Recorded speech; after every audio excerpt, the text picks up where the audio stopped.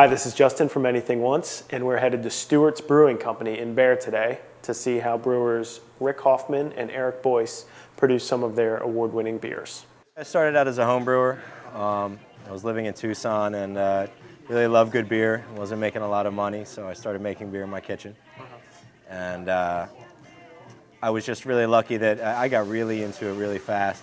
And a buddy of mine was running a brewery in North Carolina. He knew I wasn't really doing anything, and he knew I was into beer.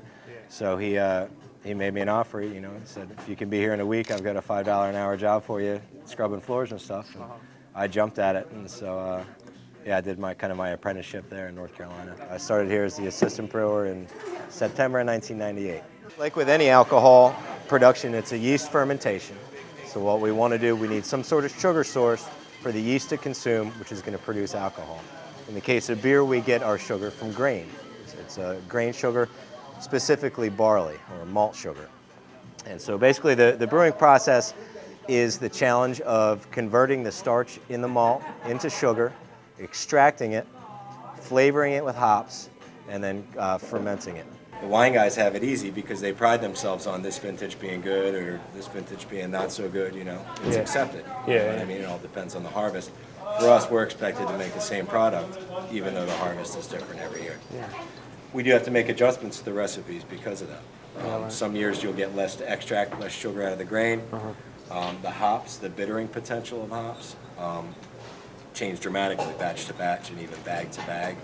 So they're all analyzed, and we have to look at that and adjust up or down accordingly. There are hundreds of different hop varieties. You know, we work on about a dozen on a daily basis. You know, and every beer is different. But And where do these come from? they're grown in the Pacific Northwest, Yakima Valley.